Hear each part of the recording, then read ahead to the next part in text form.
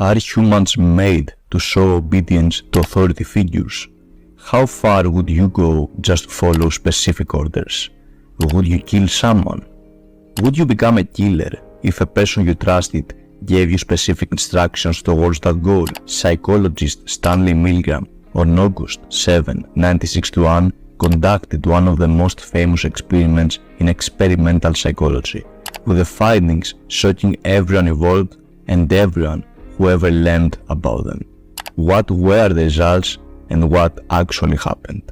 Stay with me to answer those questions. In the basement of the Linsley Chittenden Hall of Yale University, Milgram had set up a room in which there were two people. The experimenter, which was the master of the whole session, and the teacher, who was actually the subject of the experiment. Stanley Milgram found 40 men of different backgrounds, both social and educational, by setting up an advertisement saying that he needs people for a study of memory. In actuality, the experiment had nothing to do with memory. Across the room, in another area, there was a paid actor. The experimenter orders the teacher, the subject of the experiment, to give what the teacher believes are painful electric shocks to a learner, who is actually an actor and confederate. The subject is led to believe that for each wrong answer, the learner was receiving actual electric shocks, though in reality there were no such punishments. Being separated from the subject, the confederate set up a tape recorder integrated with electroshock generator, which played pre-recorded sounds for each shock level.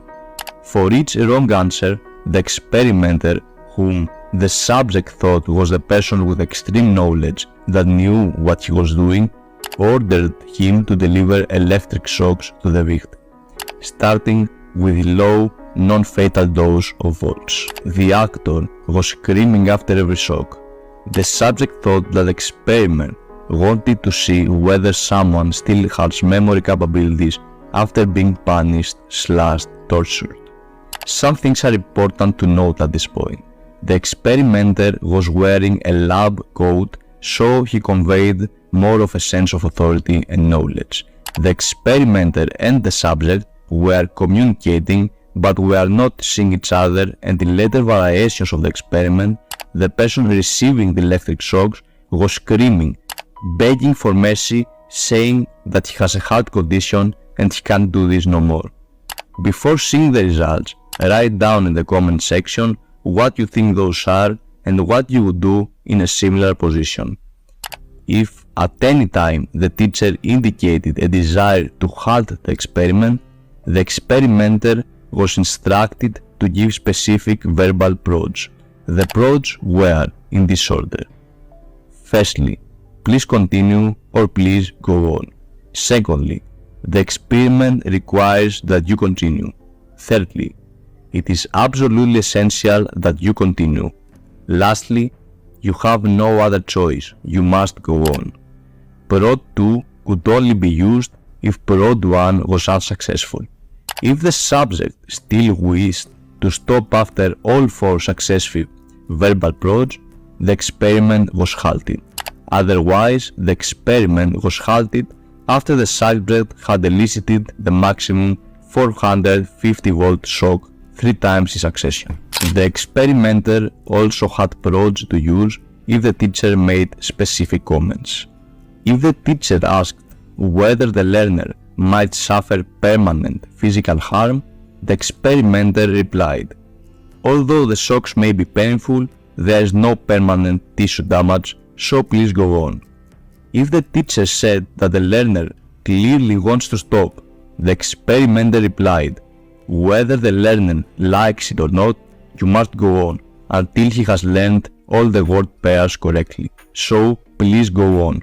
The results are shocking. 26 out of 40 subjects continued inflicting shocks up until the 450 volt point, which is a fatal dose, and continued doing so even when the actor was not still screaming, insinuating that he suffered a heart attack or died from those electric shocks. Every participant asked if they should stop at least once, but most of them didn't. You may ask, how did Milgram know that the participants were aware that the electric shocks were fatal? Well, he had labeled them as slight shock, moderate shock, danger shock, and simply 3X's accordingly. So the subjects knew well what they were doing. After the 300-volt point, the actor would bang the wall, screaming, wanting to be released. After that point, there was complete silence. That silence was then translated by the experimenter as an indirect wrong answer, asking the subject to punish them for that, and the subjects still did. Only 14 stopped before the final level.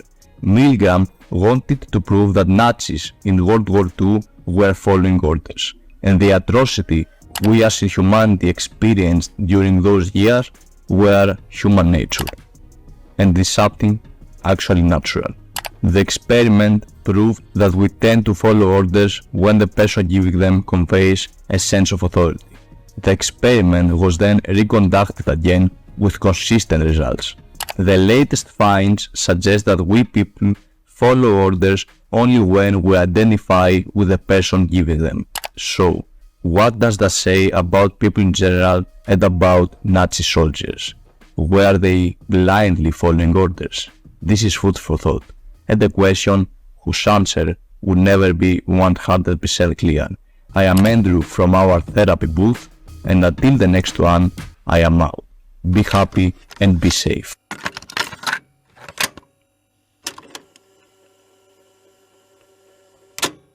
Day, shade, water, cave. Answer, please. Are you all right in there? Are you all right? Please continue, teacher. Well, you know, I keep giving them shocks. Continue, please. I'm up to 390. Continue, please. Something's happened to that man in there.